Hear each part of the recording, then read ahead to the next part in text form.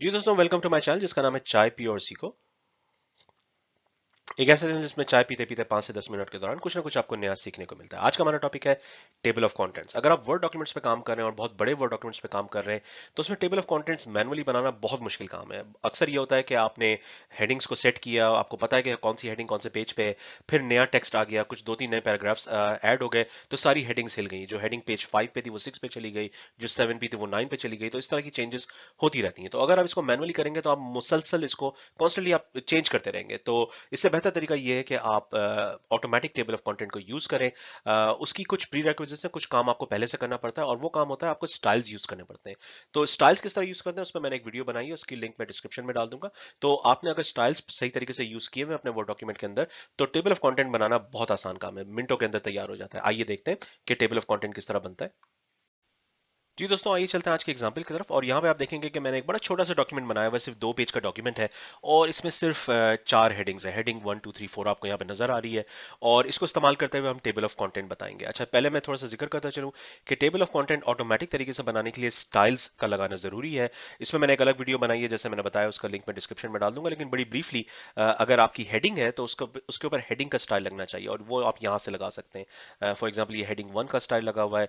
फिर जो मेरे पास हेडिंग 1.1 थी, इस पे हेडिंग 2 का स्टाइल लगा हुआ है। यहाँ पे हेडिंग 1 2 से मुराद ये स्टाइल की मैं बात कर रहा हूँ, 1 2 से मुराद ये कि लेवल कौन सा है उसका। तो लेवल 1 की हेडिंग है या लेवल 2 की हेडिंग है, हेडिंग का नाम क्या है वो कुछ भी हो सकता है। यहाँ पे मैंने सिर्फ हेडिंग 1 2 3 4 आसानी के लिए लगाया हुआ है, लेकिन यहाँ पे नाम कुछ भी हो सकता है, उससे कोई फर्क नहीं पड़ता। तो आइए देखते हैं टेबल ऑफ कंटेंट किस तरह बनता है। टेबल ऑफ कंटेंट बनाने के लिए मैं थोड़ी सी जगह बनाऊंगा। मैं पेज 1 को खाली करता हूँ, सारी इन्फॉर्मेशन पेज 2 से ले जाता हूँ और अब मैं पेज 1 पे टेबल ऑफ कंटेंट इंसर्ट करूंगा। आइए देखते हैं। टेबल ऑफ कंटेंट आपको नजर आएगा रेफरेंसेस मेन्यू के अंदर। तो टॉप पे रेफरेंसेस का एक मेन्यू है और वहां पे एक टेबल ऑफ कंटेंट है। और इसको मैं जाके मुख्तलिफ स्टाइल्स हैं, मैं पहले स्टाइल पे चला जाता हूँ, automatic style number 1। Automatic style number 1 पे आपने देखा कि टेबल ऑफ कंटेंट इंसर्ट हो गया है और उसने खुद जो है वो सही सही हेडिंग्स उठा ली हैं। हेडिंग 1 जो है वो पेज 2 पे है, हेडिंग 1.1 भी पेज 2 पे है। तो आपको ये नजर आ रहा है कि सारी जो है वो पेज नंबर्स बिल्कुल सही हैं। लेकिन आइए देखते हैं इसमें कुछ चेंज करेंगे तो क्या होगा। हेडिंग 4 को मैं चेंज करके, फॉर एग्जांपल, मैं इसको चेंज कर देता हूँ टेस्ट के अंदर। और अब देखते हैं कि ऊपर क्या होगा। मैं जब ऊपर जाऊंगा तो अभी फिलहाल यहाँ पे आपको हेडिंग 4 ही नजर आ रहा है, क्योंकि हमने इसको अपडेट नहीं किया है। अब आप टेबल ऑफ कंटेंट में जब चेंजेस करेंगे, जब भी आप डॉक्यूमेंट को फाइनल करने लगेंगे, तो एक दफा उसको अपडेट जरूर कर लें। तो मैं यहाँ पे अपडेट दबाऊंगा तो अब आप ये देखेंगे कि जो हेडिंग 4 था उसकी जगह यहाँ पे टेस्ट लिखा हुआ आ रहा है। इसी तरीके से पेज नंबर्स भी अपडेट हो जाते हैं। अगर आप लेट्स से मैं टेस्ट को चाहता हूँ कि नेक्स्ट पेज पे आए, तो मैं यहाँ पे एंटर दबा के इसको नेक्स्ट पेज पे ले जाता हूँ। ये काम आप पेज ब्रेक के जरिए भी कर सकते हैं, वो भी एक अलग टॉपिक है। लेकिन फिलहाल मैं इसको नेक्स्ट पेज पे ले गया और ये अब पेज 4 पे चला गया है। तो आइए देखते हैं कि टेस्ट जो है वो हमें पेज 4 पे नजर आता है कि नहीं। अभी हम टेबल ऑफ कंटेंट पे जाएंगे तो आपको नजर आएगा कि टेस्ट जो है वो अभी भी टेबल 3 पे है। अगेन इसमें मसला ये था कि ये अपडेट नहीं हुआ। मैं इसको यहाँ से भी अपडेट कर सकता हूँ रेफरेंस के अंदर, या फिर टेबल पे आप क्लिक करेंगे तो ऊपर एक ऑप्शन आता है अपडेट टेबल। और यहाँ पे आप देख सकते हैं कि क्या पेज नंबर ही अपडेट करना है या पूरे टेबल को अपडेट करना है। बेहतर ये कि पूरे टेबल को अपडेट कर दें, क्योंकि बाज़ दफ़ा हेडिंग्स भी चेंज होती हैं। तो पूरे टेबल को अपडेट करते हैं और अब आप ये देखेंगे टेस्ट जो है वो पेज नंबर 4 पे नजर आ रहा है। तो ये मुख्तलिफ ऑप्शंस थे टेबल ऑफ कंटेंट्स बनाने के।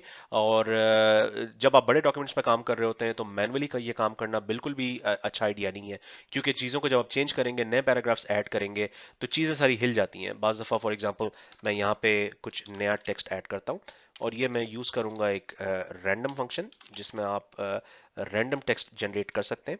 और इस पे भी मैंने एक वीडियो बनाई है, उसका लिंक मैं डिस्क्रिप्शन पे डाल दूंगा। तो ये मैंने रैंडम टेक्स्ट कुछ ऐड कर दिया है और इसकी वजह से जो है वो चीज़ें हिल गई हैं, कुछ चीज़ें पेज 5 पे चली गई हैं। तो फॉर एग्जांपल मैं अगर जाऊं तो बल्कि मैं कुछ और इसमें एंट्री कर देता हूं ताकि ये पेज 5 पे चला जाए।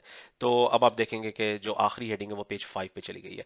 तो इसकी वजह से जो है वो टेबल ऑफ कंटेंट हिल जाएगा। अगर आपने ये काम मैन्युअली किया होता तो सारी चीज़ें आपको अपडेट करनी पड़ती, लेकिन हमें अब ये मसला नहीं होगा, क्योंकि हमने ये ऑटोमेटिक टेबल लगाया है। सिर्फ मैं अपडेट टेबल दबाऊंगा, अपडेट इंटायर टेबल दबाऊंगा और ये खुद ब खुद अपडेट हो जाएगा। तो ये था एक छोटा सा लेसन टेबल ऑफ कंटेंट्स के बारे में। अगर आप काम कर रहे हैं एक्सेल के वर्ड के अंदर, सॉरी, और बहुत बड़े डॉक्यूमेंट्स पे आप काम कर रहे हैं, तो उसमें टेबल ऑफ कंटेंट्स ऑटोमेटिक बनाने से काम आसान हो जाता है। तो ये था आज का लेसन, उम्मीद आपको पसंद आया। चैनल आइकन को क्लिक करके जरूर सब्सक्राइब करें और मजीद कुछ टॉपिक्स कवर करने हो तो कमेंट सेक्शन में उसका जिक्र करें। मेरी कोशिश होगी कि उनको जल्द से जल्द कवर करूं। मिलते हैं अगले लेसन में। शुक्रिया।